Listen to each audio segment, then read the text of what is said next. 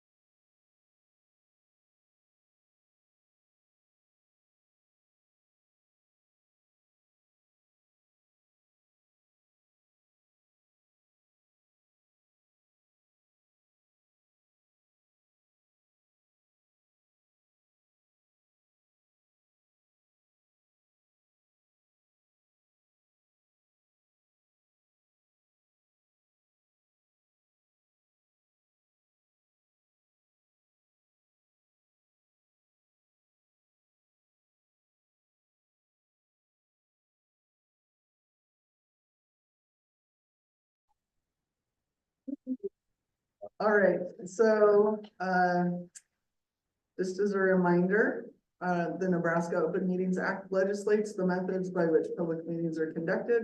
Information pertaining to this act is posted on the boardroom. Sheila, roll call, please. Joanne Lingreen, Present. Cindy O'Connor, Present. Skip Altate, Present. Angela Lacy, Present. Matthew Peterson, Present. Emily Garrett.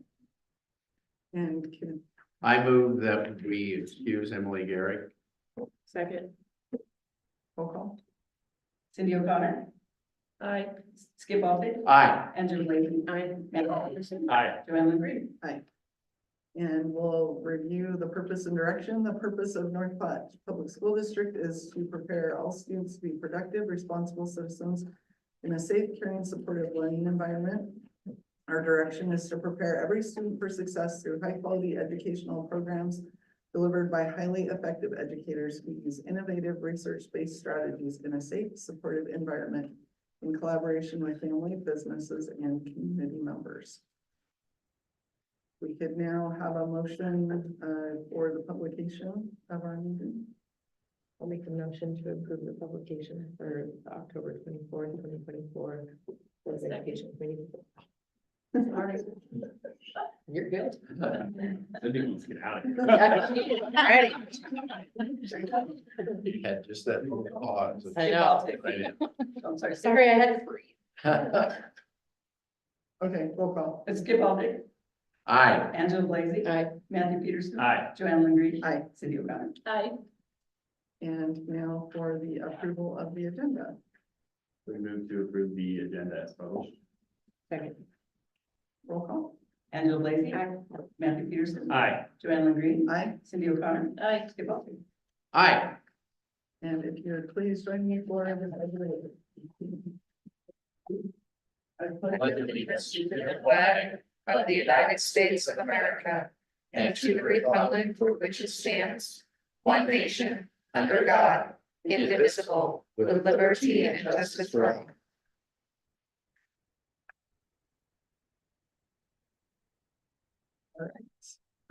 So for engagement, I know we've had a couple of people that would like to report on some things this month, so You want me to start? go for it. All right. Last month, I didn't have much to say. This month I'm making up for it. First of all, I attended the Bell Play League Expectations at the high school on Sunday, September 29th. It's a comedy which is based on all the workings of Charles Dickens. So if you know those books, it's even funnier. I was impressed at how many students were involved. The Mrs. McDaniel had, and Mrs. Chappelle got involved. There was some excellent acting, and I thought the set was very simple. This is my theater coming through. Very simple, but very effective set. Really, really good. And I am looking forward. They are going to do Antigone for their contest play, one act contest play, which will go. They'll be competing here in November, and then the week after Thanksgiving will be districts. And then the Nebraska Speech, Communication, and Theater Association has a convention every September. I was unable to attend this year, but I've attended almost all of them since 1984. But one of the new areas that they adopted this year, which I thought was really neat, they are recognizing play production and speech teams who do well with academics. And both the North Platte one act play and the speech team was recognized for their academic excellence. So I think for Mrs. Boyer, Mrs. McDaniel, that was a great thing to do. I wish that I had that award back in the day, but that's. Then on October 14th, I visited McDonald Elementary. I really hadn't been there since they finished we were in there last fall before they were finished with the HVAC.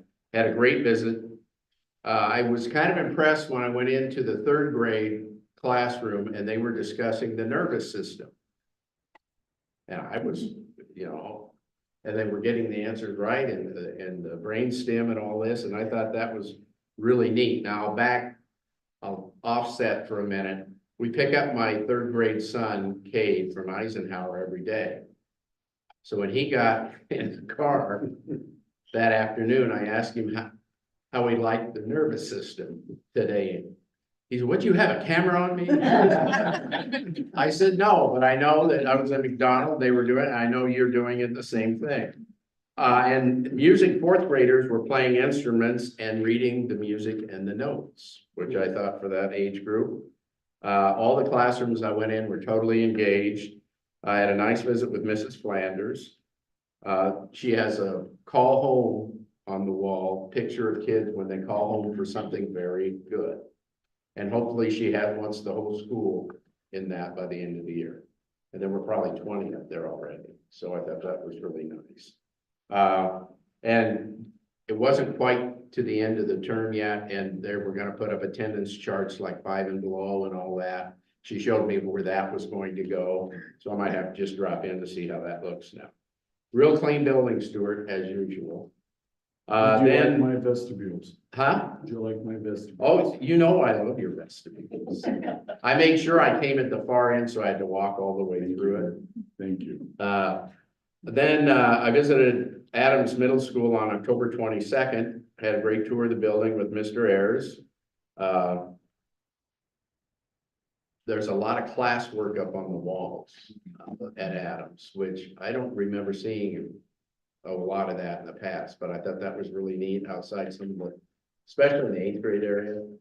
I really like that. I had a discussion with Mr. Ayers. I talked to some of the teachers that I knew from, past, and talked to some of the students. Again, everybody seemed to be involved, happy. Paras, teachers, everybody was great, nice building and everything. So I made up for last month. Well, I went and I visited the high school. Mr. Spatansky was very gracious and took me around to the classrooms. And I was very impressed with how the school looks. The students were in the classrooms engaging. He took me into classrooms. One was a biology class and they were dissecting a rat. Yes, and it was quite interesting, especially the girls with their knives. They did not really want to touch them. So I got a real kick out of that class. And then we went into a citizenship class. And they have 100 questions on the test, is that right? And they have to at least get 6 out of 10 right, is that how it goes? And they did give Mr. Spatansky questions and he passed.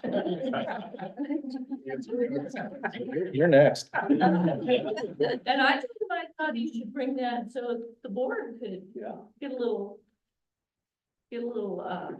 hands in all that. That was something. The kids enjoyed it. They enjoyed it, especially when Corey was shaking the test. Hope I didn't do too poorly. 6 out of 7. You I did. was just telling Mrs. Carlson, I missed the one about Susan Mead. And then we went into a couple other classrooms and they were taking tests and they were very engaged in watching their papers and trying to get their work done. It was very nice. And the atmosphere just in your building is it's just such a nice atmosphere. And your staff is so nice. I think they do a great job. And then Mr. Simpson, I asked to go see Osgood Pool and he took me out for a little tour of Osgood and filled me in on some things out there. And I was glad I went to visit him. I would suggest all the board members. We went down in blue. Yes. And actually, we discussed, Cindy and I, when we went through, we discovered something, and I sent a text to Lori to get it repaired. Yeah, went around the corner and I said, there's water down here. I had the opportunity to help out with the new format of backyard barbecue this year, which was a great turnout. We had a lot of people come through. But along with that was the night of change war, and the students showed up. And so it was great to see so many students there for the walk and everything. And then Corey, same thing. I mean, your maintenance staff is awesome. Anytime we needed something, they were there to help. So we appreciate all that. So I've also heard they were helpful at the end of the movie on the field, or there was some popcorn, but they got it cleaned up. And so I appreciate everything they do. Angela, do you have anything to say? Okay. So I also was able to attend the fall play at the high school and agree with Skip. It was a very enjoyable show and lots of talented students. It's always fun when you can see these kids and their talents.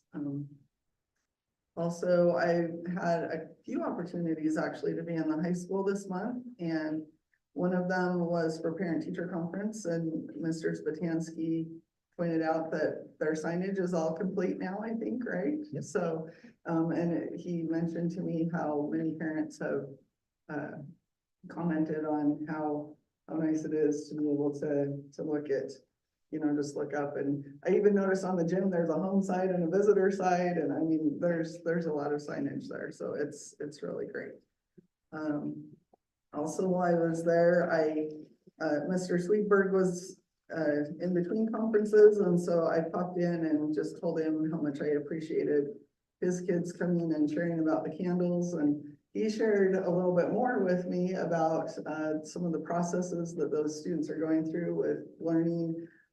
Because I asked him why they decided on a wood wick and how they came to that decision. And he kind of walked me through the process and told me that they learned a lot about certain oils and things that you can use and can't use when you're making those candles, because with the wood wick specifically, if the oil gets in there, then it won't burn. So, he just shared some of those things with me, and then also shared that they will be setting up an online store for those candles, and they will be hopefully selling them at some of the area craft fairs around the holidays. And so lots of opportunities to pick up a candle from the FFA kids. I think that's exciting. And also had an opportunity to see the new activity office space, which is also fantastic. I love how it's been renovated. I was in there before Mrs. Streeter's desk was put in and after. And before, I agree, it looked like it was going to be a tight space, but after it was put in, it looks fabulous. So it's really nice. And also had the front office people share with me that there's going to be some adjustments there to their workspace so that they can, I had walked in and saw that Mark was not where I was used to seeing him. and so he shared that they're making some adjustments there so that their workflow is a little bit better. And then also attended the football game last Friday, had a chance to visit with Mr. McCoy. I had been told that Grand Island Senior High, their girls basketball is not going to be participating this year. And so I asked him a little bit about that, and he told me that they had 4 girls go out total for their varsity and JV team. And they aren't really sure why, if it has to do with girls wrestling or if there's some other things that are going on there. But between that and was that Omaha Benson that ended their football season early, it has caught some attention with some of the activities directors around the state, and they're certainly keeping an eye on kind of what's going on with activities right now. I don't think we are having those problems, but it is interesting to see that there's kind of an issue around the state with kids that are not doing things. And Grand Island does hope, though, they said they had a really strong turnout, I guess, with their freshmen and sophomores, so they're hoping to use it as a building year, and then hopefully they'll be back in competition. So I was able to attend an ESU Senators Roundtable earlier this week. That's on the agenda for later, so I'll save that. And then today, I went to the preschool, and they were on a field trip at Dusty Trails. And so that was just loads of fun. So there were 4 preschool classes there and just they get off the bus, these little bundles of energy and just had a lot of fun. They had a bounce house area that they put them in different places and kind of rotated through stations and bless Dusty's heart, he was running between the duck races because they would each get to pick a duck and race it down the pond. And then he'd scoop all those up and then he'd run over to he had a little pumpkin train. And so he'd do a couple runs around the barn with the pumpkin train. And then I also went with one of the classes, each class got to go out to the pumpkin patch and pick a pumpkin. And so I rode along with one of those classes and helped with the pumpkin picking, which was a lot of fun too. Those kids are very selective. They have very specific ideas in mind for their pumpkin. They're stubborn. Yes. There was one little boy that he said, no, my mom is not gonna like that color of pumpkin. And so he had a very definite idea in mind. And then also I will be traveling this weekend to Grand Island. The band will be at their state marching competition. Just another comment on that. It's when I was at the football game on Friday, we had the Madison music teacher was there. Mr. Baxter from the middle school was there. I think I had heard that Mr. Stoner was there. So it's just really great how these music teachers are all working to support each other. And so that was really great to see as well. So. And I might add, as we wish the very best for Mr. Messner and our marching band tomorrow. This districts have not happened yet for cross country at the last regular meeting, but our girls cross country team qualified for state cross country, which is tomorrow in Kearney. And we have 2 individual boys that qualified as well. So we wish them luck tomorrow as they compete at the state level. Joanne, before we go to public comment, and I'm sure Matt's run into this too with our campaigning, a lot of people have been asking about the different wards and what they are. And I was just wondering if there's any way, like on our website, under the board tab, if we could put those wards down. It's on the county side. You go to the GIS system. I walked a couple people through it and it's very. Yeah, it's there and it's good, but it would be nice if, like, we could just go on the school board site and Looks see like it. Mr. Peterson is writing that. Jotting down notes. Yep. So Well, just have a stagnant map is what you're saying, where they wouldn't Have know that. their address. They just look at the map. Yeah. I see. yes, yep. We can do Yeah, that. it's, That's good. it's not easy to explain. No, Yeah. because it's like, oh, wait, Yeah. you're on the other side of the street. Never mind, you're in a different one. So I just thought, well, that would be nice if we could put that on our website. We sure can. All right. So we will now move to the public comments. Public questions and comments may take place at this time in the agenda. Individuals who want to address the board must complete a guidelines for public comments form with a date, topic addressing name, address, and name of any organization you may represent and give it to the board clerk prior to the meeting. I have none. So we'll move on to our agenda then. And we will start with Mr. Spatansky, and he's going to share with us some information about Bulldog Time. Let me pull this open. Come up.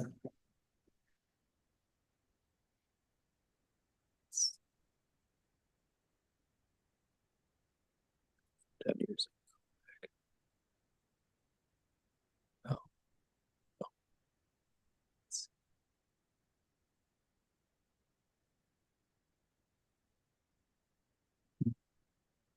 This one. There we go.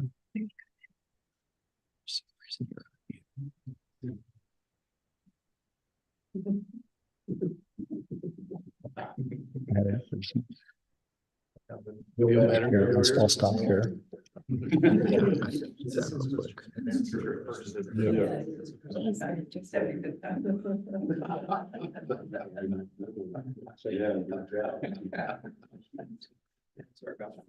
There it is. Gonna go slideshow. Gonna try. Yeah. All right. For some reason, it keeps on muting you.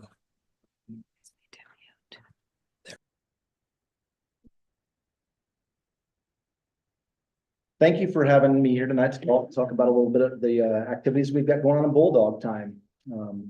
Start off with introducing our members of our Bulldog Time committee. We have 4 committees at the high school that are pretty active. We have a culture club. We have our CITA team, which is our continuous improvement teacher advisory.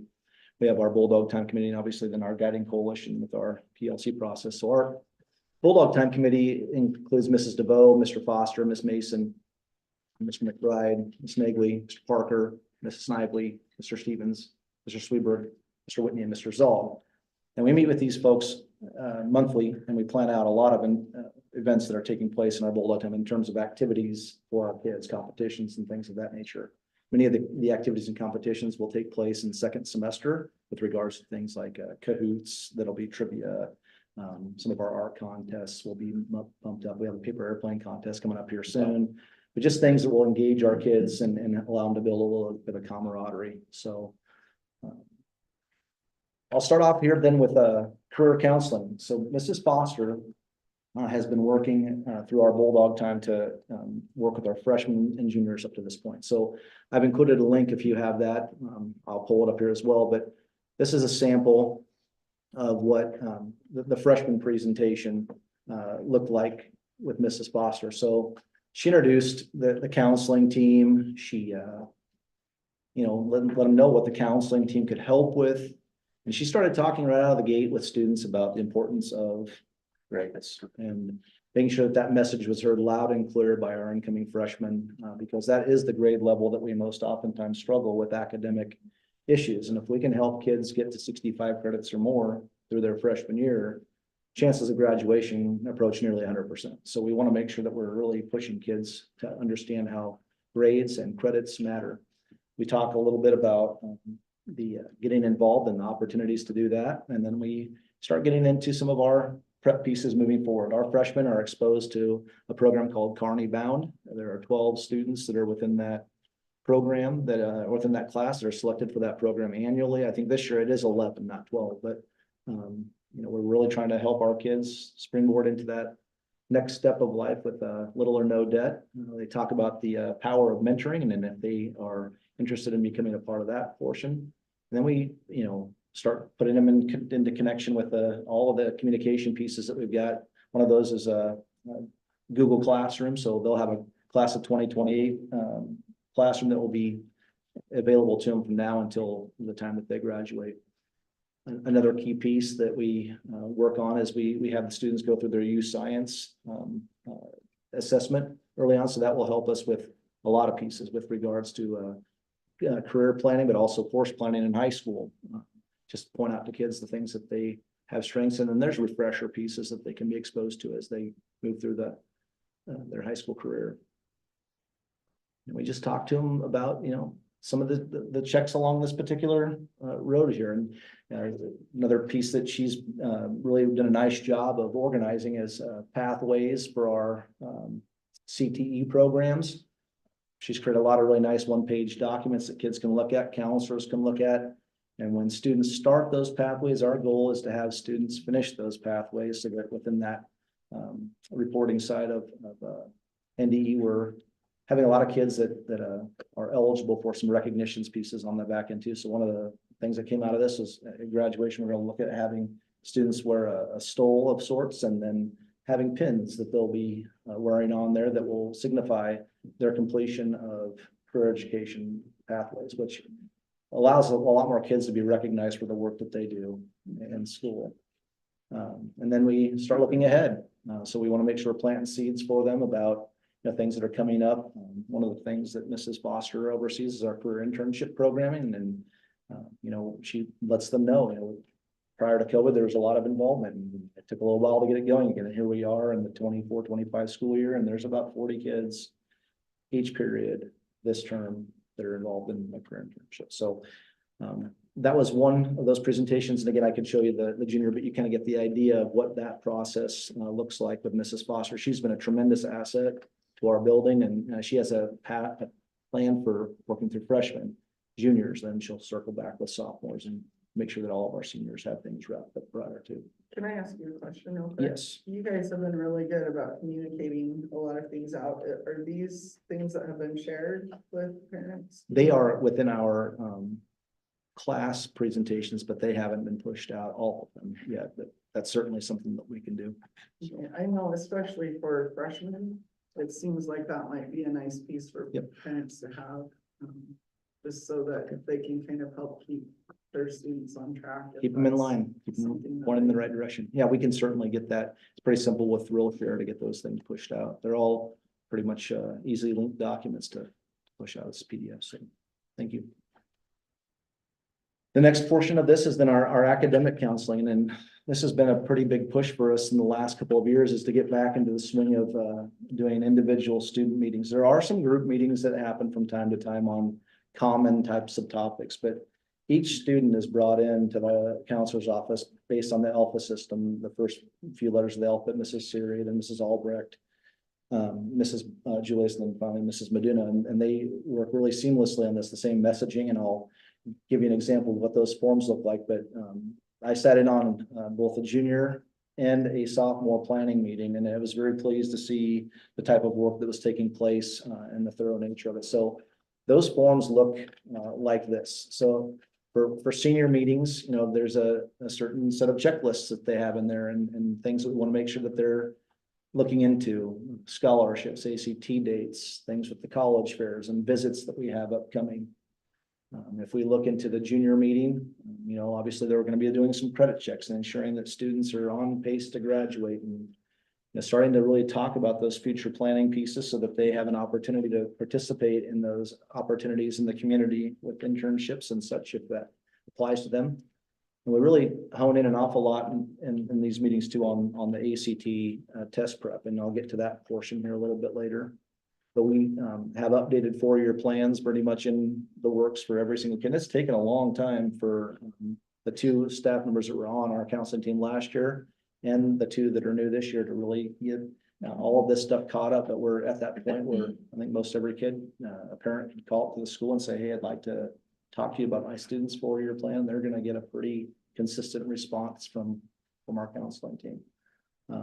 We are currently doing interviews with students with regards to early graduation in the senior class, where they start talking about the pacing of that in this class as well. So the December, the March options that are there. And we start working through a lot of the pieces with dual credit. So get the idea, I think on there, we have a lot of things that we're checking through and pretty thorough with that. Our sophomore form looks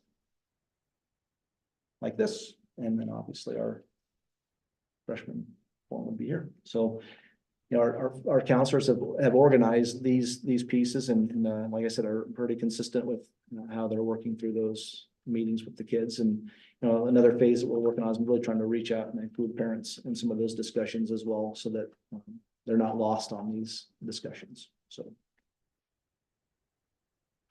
on to college. This is a fairly large investment from the school board for our team through teaching and learning.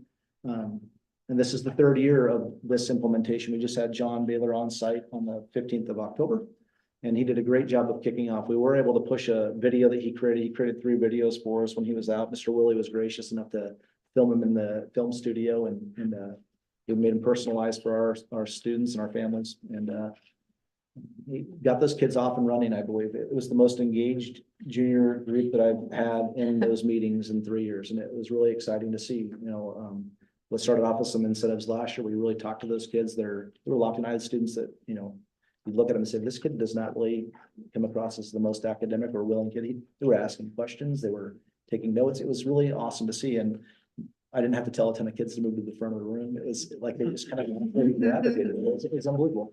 So in addition to what we're gonna add another layer to this year, we're gonna build this into our core classes as well. So math teachers will work through the ACT math prep in their courses either yet in term 2 or term 3, science and science, reading and social studies, and English and English. And so the students will still follow that same pathway, which is linked down below here through our Bulldog time, but then they'll also have those pieces that we'll be following through our content area classes. But it's a really simple site to access. All kids in our building have access to this with a simple utilization of their email address. And then they can click the forgot password if they don't have it, but we've set them as a specific thing and they can get in and start to work on that.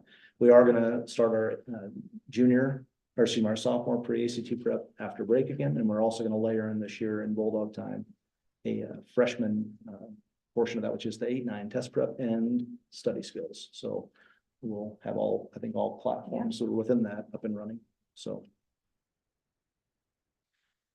This is another fun piece. So our student council had members that went out and made fresh videos for our PBIS statement, umbrella statement power. Practice safety, ownership, work ethic, empathy, and respect. So there was a whole series of videos that were put out, and part of our Bulldog committee responsibilities were to create a lesson plan and partners, and then share that out with a lesson plan to all the staff to implement in that last portion, or first portion of October. So this is a sample of a lesson, I believe that I think it was Mr. Foster and there's two folks that put this one together, but everyone partnered up on a lesson, which is really cool to see. So they had objectives that were set, that students will understand the concept. They will identify ways that ownership is shown. They had the ownership videos that were in there. This particular group decided to, have that class create a definition for what ownership looked like, and they were able to share that back and evaluate that piece. They had a group activity where they had some scenarios, so the scenarios were listed here, and just questions like read each scenario and discuss about this with a partner of, how would you demonstrate ownership in this scenario for that? It was a really neat activity. I think it was a good way of reintroducing our student body into this, and it's been awesome. So thankful for our teachers to put all the time and effort into making this extra lesson as well. And then, I think one of the final pieces I've got on here is the portion about student activities, and I kind of started off with that a little bit. We've got some things coming up here where we've got more competition. We had homecoming door decorating. There's gonna be a paper airplane contest. I think will culminate to our November 22nd pep rally. We're in a quarterly pep rally. So like the throw off will be there, the last 4 or 6 kids that are remaining. So, and then we'll have Bulldog time trivia, and cornhole were 2 kids' favorites last year. So those are some things happening through Bulldog time. All right, so Dr. Rhodes leaned over to me and he said, was I going to run this meeting? I just was on a roll tonight, so I forgot that, yes, so I'm turning the time over to you. So, Mr. Spadansky, you want to talk a little bit about the length of that period, where it's placed in the daily schedule, why it's placed where it's at? I think that period had been placed multiple locations in the day over the years, and it has found a home from about 8:05 until 8:35, 8:40, 8:35 in the morning. We started at 8:40. And it's just a way to get kids together and to develop a camaraderie with a group of kids. I think on days that they're not doing activities or working through one of these pieces, it's a nice place for them to just get together. And if they need to get caught up on some work before they go to class, they can do that piece too. But it's just a great way to start the day. Most kids, I think, are getting there in a little bit more timely fashion. It was something that I think there were some stragglers, and there still are a few, but it's placed at the beginning of the day. And I think talking to our Bulldog Time Committee of all the things that they've tried over the last several years, that's the best placement that they've found that works for our kids there. And just to make sure we clarify on the interns for term 2, that is per period. Say it one more time. 40 students per period of the day. There's about 130, 140 kids. So, I mean, that's a lot of student interns working out with our community and with our businesses. And I think what makes that amazing from my view is, remember in March 21 when COVID hit, you really lost that program 21-22, and due to some other circumstances, it just kind of really was at a snail's pace.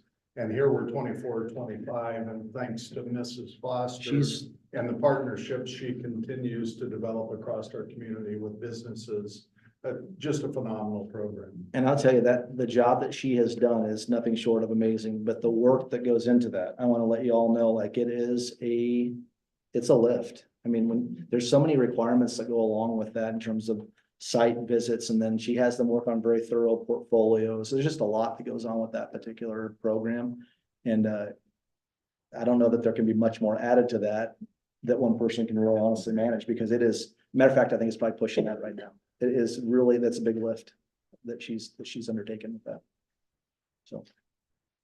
Board, any questions? Can you remind me that the makeup of Bulldog Time, it's kids from various grades, or is it? No, so we've got about 15 or 16 teachers at each grade level. So freshmen are broken into about 15 or 16 Okay. groups of, 15 to 20 kids roughly. And then that same system runs through our senior And class. then ideally they stay with the same. Same teacher all the way through. Yep, yep. And that's another key ingredient is that, that's kind of their person in the building. So. Other questions? Okay, so at the regular Board of Education meeting in October, we had a pretty thorough presentation on staffing. But just to give you a little bit of update, I think Mr. Mills did indicate he was going to be in Wayne the last few days at that meeting. So Mr. Mills, anything to report from? Sure, yeah, we're entering the recruiting season, and one of the things I shared with Dr. Rose this morning is not only we're recruiting for teachers, it's also a great network for us and other schools to find out what's happening across all the states. So that, and I shared with him this morning that talking to some people in Lincoln, because we always ask each other how many semester openings, because that's a hard one to fill. Well, Lincoln Public Schools is about 50 that they need to fill at semester. And they have over 100 ELL teachers. We talked a lot about ELL. So going to those things, now we're recruiting, I'm doing a lot of networking with other districts, which is huge, because we're all in the same place. We're all looking for teachers. So yeah, spent yesterday at Wayne. It was fantastic.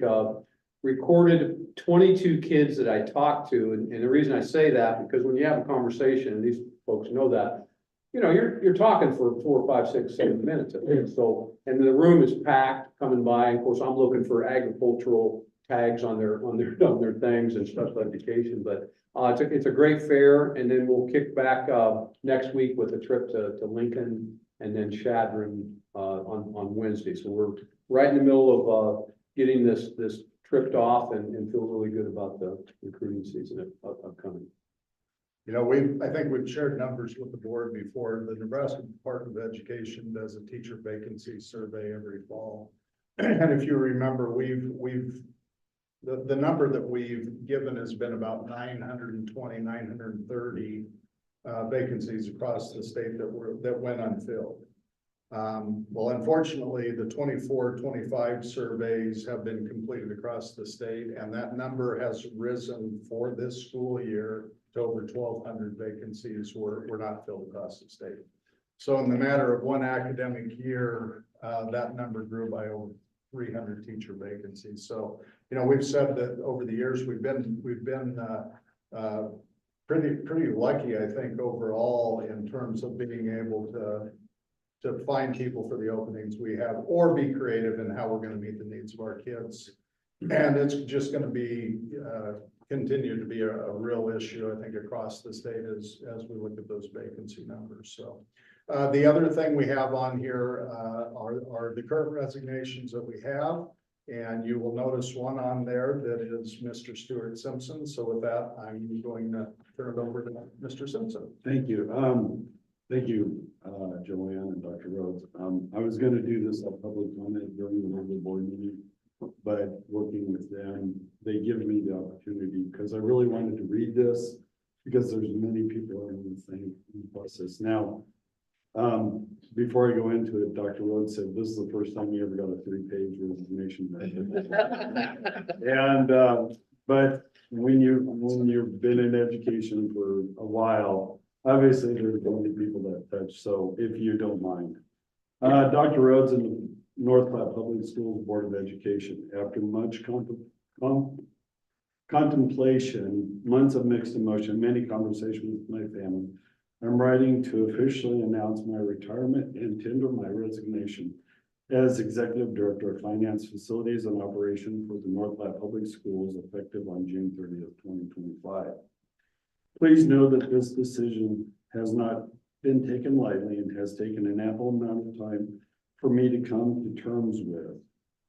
Retiring from my career has, after having spent many seems like my entire adult life, is not easily, especially when you truly love your career and job. And I'm gonna pause for a minute.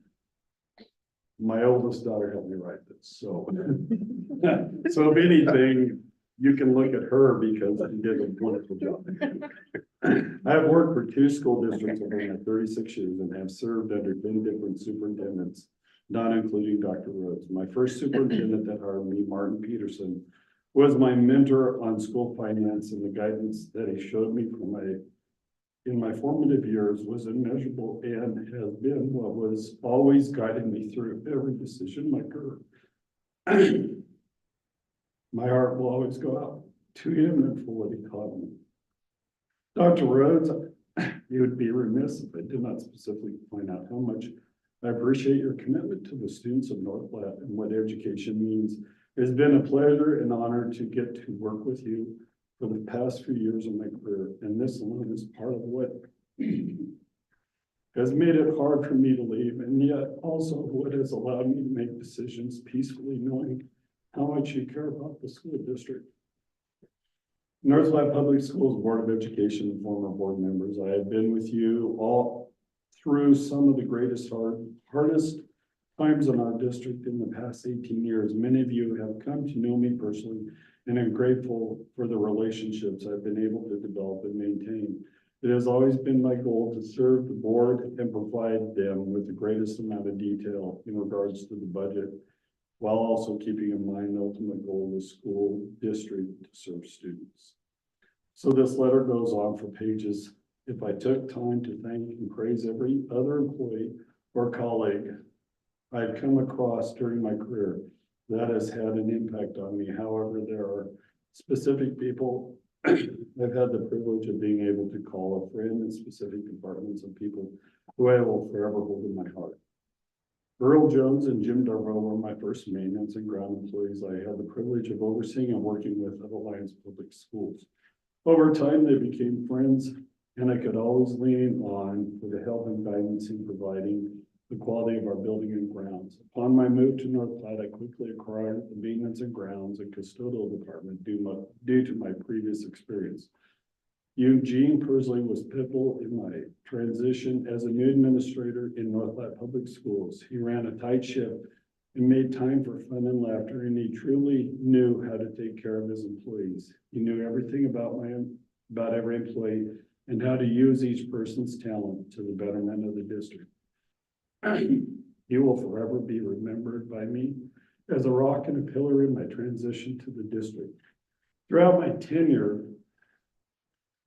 I have tried to make changes to create consistency within the department. Warren Coburn has been a consistent presence that has stepped up time and time again to go above and beyond for our district staff and students. She treats employees under her with dignity and kindness while always finding a way to push them to improve. Without her and the way she directs her staff, our facilities would not be what they were today. Over our years working together, she has become a wonderful, trustworthy friend whom I owe much gratitude to. Stephanie McConnell, Carrie Linneman, and Brian Tegmeyer, you are all a blessing to our district because of the dedication to our students in each of your respective capacities. Thank you for the reassurance, helping hand, and trust you've given me time and time again. There's a group of individuals, both from my time as a business manager at Alliance Public Schools and the executive director at North Platte Public Schools, that have always been by my side, and it would be impossible to do my job effectively without their effort, teamwork, and friendship. They've all seen me at my best and at my worst, know me and my family personally and my desire, and all my and all deserve, sorry, more thanks than I could ever give them. Janet Tolby, Cindy O'Connor, Janelle Euling, Travis Ottakirk, Amanda Marquette, Carol Hawley, and Sheila Purley. To all the past business office staff, maintenance, and custodial staff I've had the privilege to work with in my 36 years, thank you for always going above and beyond to make our beautiful facilities safe and welcoming to our staff and students. Cabinet, thank you for your unwavering support and guidance. Last, I feel my duty to mention all the food service staff, both at Alliance Public Schools and North Platte Public Schools that I've been honored to serve lunches with. It was a pleasure and honor to get to serve students with you year after year, participating in recipe challenges and to get to eat the delicious food on occasion. Tater tot casserole. All of you have a tough but extremely important job, and thank you. All of you making sure our students have healthy meals every day. It has been my privilege and honor to work for North Platte Public Schools for the past, it will be 19 years, in addition to the 18 wonderful years at Alliance Public Schools, my hometown. Prior to my time here, I've always taken pride in my work ethic and my finite attention to detail with the budgets I've handled in my 36-year career. Many people find peace in knowing that they have done all that they can do for their district, or for the lack of better terms, leave a legacy. Among all my personal accomplishments, I've assured the availability of free meals to students, made many security updates to all of our buildings, led construction projects to better our buildings and facilities. I'm proud to say that in both districts, I've been able to lead the construction and direction on improving new stadium restrooms and press boxes. Moving forward during the last months of my tenure with the district, I will continue to work my hardest to prepare the district and my position for my successor. I plan to attend both the NASBO meeting at the State School Board Convention as well as the annual NASBO conference in April. Both of these will give me the opportunity, will still allow me to learn and grow and to continue to prepare my position for the upcoming transition. My biggest hope when I leave is that I have done everything possible to leave the district in good financial strength. It is with much gratitude that I again say thank you for providing me with the opportunity to serve the students of North Platte and all of the staff at North Platte Public Schools.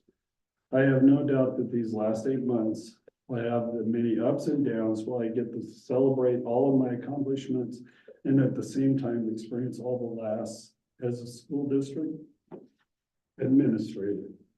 My way of getting through all of these harder moments is that what I get to look forward to after my career is done, more time to spend with my wife, Lisa, our daughters, which is also important. Our son-in-laws, Jeff and Brian. I will always have more time to spend traveling to see my grandchildren in their activities, work on my golf game, with my oldest grandson, Jace, swim more with my granddaughter, Jaylee, continue to see all of the firsts of my grandson, Caden, to travel a little more often to visit my mom, Phyllis, back in Alliance. And all you know, if you all know anything about me, you know how important my family is and how always they have been to. In closing, I want to take the final opportunity to say, I hope fostering growth and achievement in the education of North Platte Public Schools will always remain the district's most important goal. Additionally, I pray that I will always be of the utmost importance for the district to take care of the staff in every position.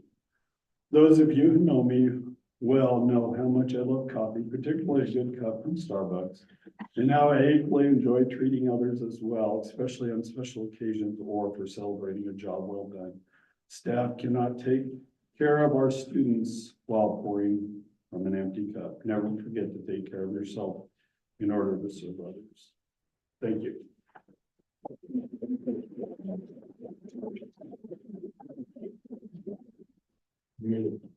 A whole lot. We need to put in an order for Lisa to make sure that you have tater tot casserole. Yes. I have a feeling Mr. Simpson might be a frequent visitor.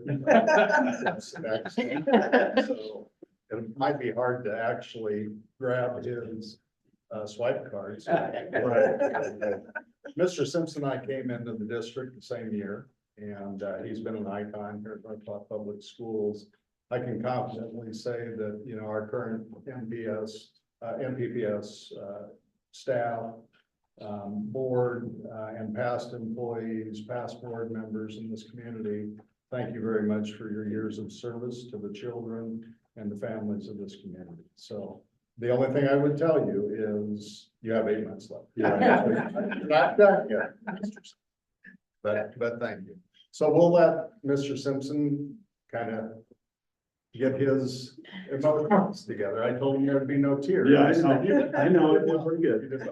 I don't know how much this is related to the switch to Apple. Computers. It's getting better. It's getting better. All right, thank you so much. With that, we'll move to finance and budget update. Mr. Simpson.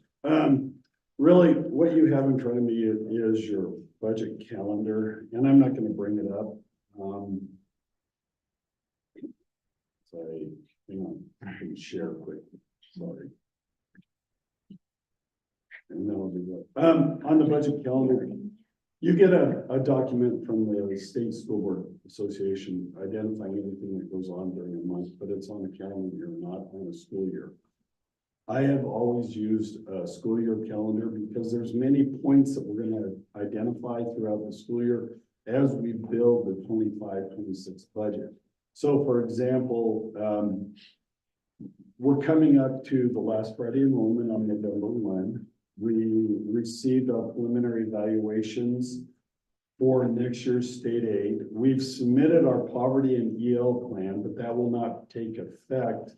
And we won't get that full information here for the coming months, as well as Eric and I had submitted our SPED final financial report, because that will play in regards to when we start getting state aid coming in for SPED in December, how much money that correlates to what we submitted for there. So, I mean, every little piece plays an effect. And so I hopefully have tried to identify everything that goes into what we focus on to build a budget for next year. So that's really what I wanted to address.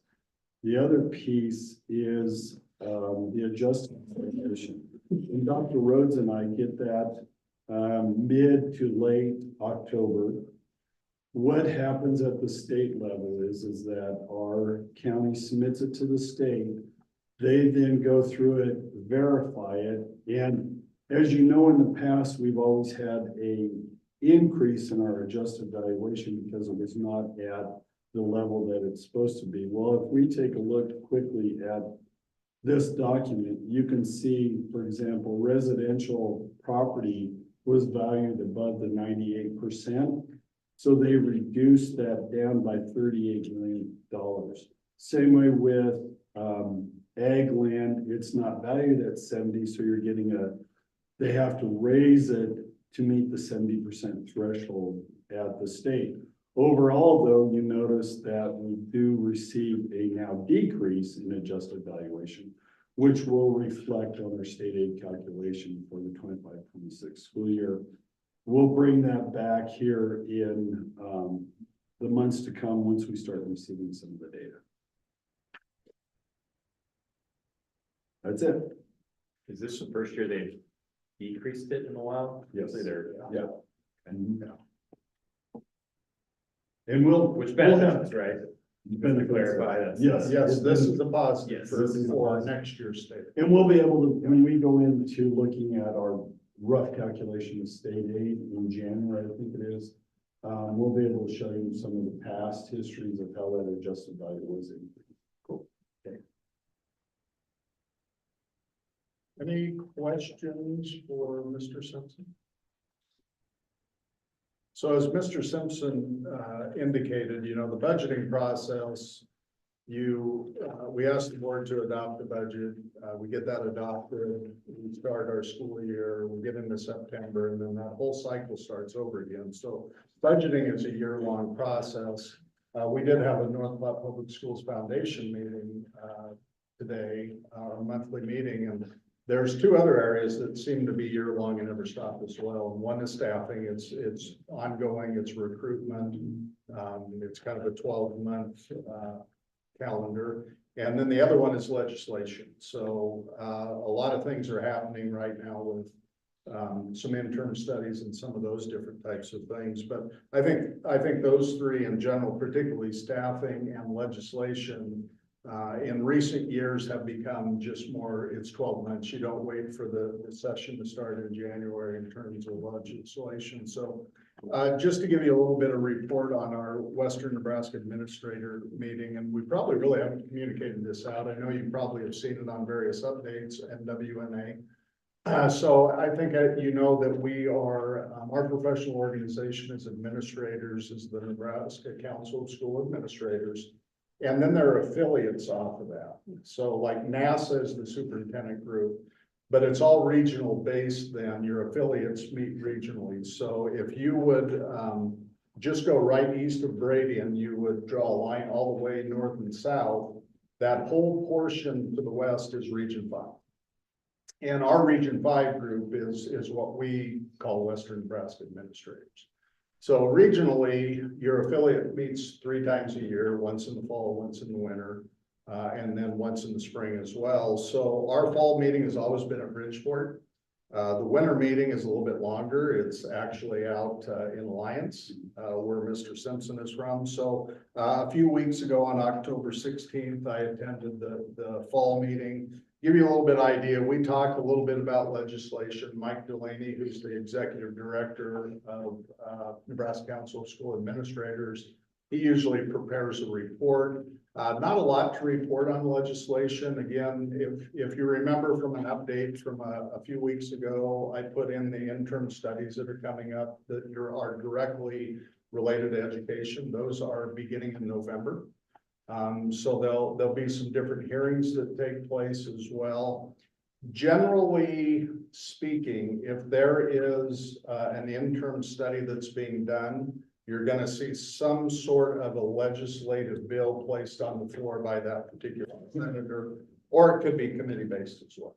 So that's the reason we pay so much attention to those interim studies and kind of watch the hearings and how they go about. So we talked a little bit about that. The other report that we had was from KSB. They usually do a law update. And again, since we've kind of gone through all the new legislation, there wasn't a lot on the law update. We are the biggest school district, obviously in the Western Nebraska area. So some of what they talk about and did talk about at this meeting doesn't apply to us. They talked a lot about the new gun legislation and people being able to carry, employees being able to carry based on the board passing a policy that doesn't apply to North Platte. You have to be in a community that, from a population standpoint, community population of 5,000 or less. And then those school districts could potentially pass policy with some guidelines in terms of carrying concealed weapons and some of those different types of things. So we talked a little bit about that as well. And then we always talk about pressing issues that we have locally. We talk about staffing a lot. A lot of our small rural schools, I think across the state, but in particular out in Western Nebraska, are deficient of staff right now. One of the superintendents, they were unable to fill 10 positions, and they probably have a certified staff of 60. So they're doing some unique things around virtual classes and opportunities for kids. In this particular district, it's not uncommon to see a second grade class that has 35 kids in it. So then they're looking for para support, and that employee group is not available either. So again, it's just pretty dire all over, and it makes me feel very lucky to be in North Platte and the size of our community and have the workforce that we have, and really have people that are very creative on how we meet the needs of kids. So that's just a little bit about Western Nebraska and why we belong to that group, and how I think it's really important for North Platte to be a leader in groups like that. We talked to our principals about attending their regional meetings as well and being a leader, because I think we can help support our small rural schools as well. So really a neat problem solving group. The other thing that we attended recently, and Joanne attended this with me, was on Tuesday, we had our annual Senators Roundtable. That is facilitated by ESU 15s and 16. And so the two senators that were part of that was our district senator, Mike Jacobson, and then Senator Teresa Iba, who's out of Sumner. She's lives on a ranch up in Sumner. If you remember, there was some redistricting that happened a few years ago. That used to be, Matt Williams used to have that district. That district moved all the way to the metro. And then they made this long L shape all the way down in the southwest. So Teresa actually travels all the way down through Trenton and down in Dundee County and clear down in there. So it's a really big district. But we started the morning, we started at 10:30. We had a really neat presentation from the extension. We met out at the UNL extension. They just talked a little bit about some educational opportunities potentially for kids and some of the neat things that they're doing, some of the things that they do to come on site as well. We do take advantage of those opportunities, particularly at the elementary level. And then after that, we did have the commissioner on site, and Commissioner Maher really talked in length about the literacy project that the State Board of Education has made a priority, and talked a little bit about the goals associated with that, the monies that are going along with it, and kind of the structure that'll be in place. The goal at the end is to have 75% of third graders read at a profession, be proficient on the NSCAS assessment by 2030, but he thinks it better be by 2027. So there's going to be a real push. They're talking about literacy coaches that will be at the ESUs that will then work with teachers, trainings for teachers, and they're just getting started with this. Another component with that I think is a real neat challenge to take on is what is happening with teacher preparation courses at your 4 years, your UNL system, and then the two state colleges that have programs, in terms of what does that preparation look like in terms of what is quality reading instruction. So big focus, I think about 60 million is going to be devoted to that over the course of about 5 years. So He also said with that they hope eventually to possibly extend it to some of the other universities in the state and potentially community colleges. yes, we asked about the community college as well. So and then in the afternoon, we broke into 3 groups, and we had about 45 to 50 minutes with each senator and then with the commissioner as well. So we just got to hear a little bit from the senators, kind of where they were at on everything. The takeaway that I have had, and then I'll let Joanne kind of talk a little bit about her takeaways, was we know that we are looking at some sort of property tax reform, and that will be kind of the major emphasis that we see during this legislative session.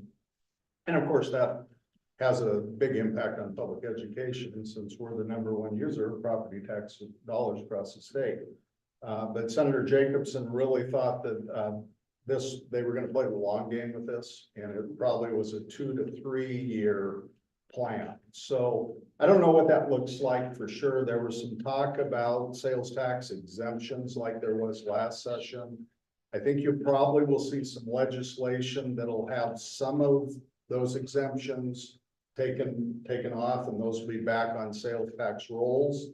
I don't know how much we'll see with property taxes necessarily, but I think you'll see that some sales tax during this session, and then the next biennium, I think you'll probably see another round of sales tax exemptions that'll be taken off the books. And of course, in turn, then that will shift that property tax pot over to the sales tax. So with that, I'll turn it over to Joanne. So a couple of things that I wanted to mention. One of the things that Dr. Maher mentioned is that with this coming election, There's going to be 4 state board seats that will overturn. There's 1 board member who has already vacated their position, and then 3 that have decided not to run again. And so that's something that he's kind of keeping his eye on, because they will be his new bosses when they come on. Let's see, he also mentioned that the state school board has put out a model dress code policy. In visiting with Dr. Rhodes, he said that they were going to look at it, compare it to ours, and then if we needed to have a conversation about that. So that is in statute. That's part of new legislation. NDE was directed to put a model policy together. It doesn't mean that you have to adopt that policy. It's strictly advisory and role. But the new statute that went into effect takes that dress code and grooming policy and does put it together. So you're gonna have some new policy prior to July 1 of 2025 that'll go into effect. You know, we have a grooming policy. And we obviously have the dress code too, but the statute calls for those to kind of morph together a little bit. So we will be looking at that model policy and we're going to be doing some policy review prior to getting to the, you know, early summer months for sure. So we'll have more information for you. And then we also had a Zoom call from Colby Coash. He had a family situation come up so that he wasn't able to travel out and be there in person with us, but he basically reviewed all of the interim studies and pretty much all of them Dr. Rhodes had included in his last weekly update to the board. So if you have any questions or need to look at those, then that's where you can find them. He also mentioned that there will likely be 5 new members on the education committee, and he says that's minimum. He said there will be fewer new board member or fewer new legislative members on the finance committee. So that one he expects to stay pretty much the same. And then he just talked to us a little bit about when we're talking to the public that we really need to focus on the language that we use on spending and not necessarily spending so much time talking about the levy. And then he also encouraged us that we need to be intentional when we're talking about spending within our district. And to talk about the actual things that are driving cost increases more than just percentages. And he said some of the common misnomers are that when the valuation goes up, he says a lot of people think, well, the school district gets a windfall, and that's not always the case. And in our case, when valuations go up, then our state aid goes down, and so then we end up with less money. And so, and then he also mentioned that people believe that there are no spending caps on schools, and that is also not true. Because we have a levy cap of $1.05, and then there were 2 others, and I didn't quite catch up with all of those in my notes. So, but we do have some spending caps. And he said to also just to keep track of what's going on in the legislature, and some of the things and how that impacts our school districts. He said on November 1st, 6th and 7th, or 7th and 8th, I guess he wasn't really sure, that the education committee, that's when they're going to be having a lot of their meetings with their interim studies. And then just, like I said, talked about some of those. When we met with Dr. Maher in our small group, there was one group that was really interested in the 12-passenger vans. I had to mention that because I have had a couple of questions for Stuart with that, because I know there's a lot of school districts that are concerned with that. It's not so much an issue for us, but I guess some of these smaller school districts, alley cap is not insuring them if they are using the 12-passenger vans. So I thought it was something that was kind of interesting too. And they said one thing that, that they were really confused by is that they were told that if they just took out 2 of the seats so that it made it a 10-passenger van, then it was fine. So, but it doesn't change anything on the structure of the van, and so they were really confused by that. But the one particular group asked it of every single small group. So, who knows, we might be hearing some more about the vans, but, let's see. And then when we visited with Senator Iba, I think it's really interesting between the 2 senators. There was a message that I think some of our smaller districts didn't necessarily want to hear. They were talking a lot in terms of potential, well, not even really potential, that it's going to be consolidations. And that's one of the reasons that they're looking at setting the levy at the same level for across the state. Senator Jacobson did say that part of the reason that he thinks this will take a couple of legislative sessions to get correct is because they're going to have to retool the funding formula, and the TIOSA formula, just so that they can get everything where they want, and that's a little bit of a beast. So it was very informative. There was a question about sports and spaces, and that was to Senator Iba, and she said she didn't know if there would be a bill on the floor, but that's something to keep an eye on as well, because it's still a hot topic with anyone in education. So, yeah, it was really interesting. It was interesting to hear from another senator. They did tell us at the end of the meeting that Senator Merman had been invited as well, but had a prior commitment and so was not able to be there.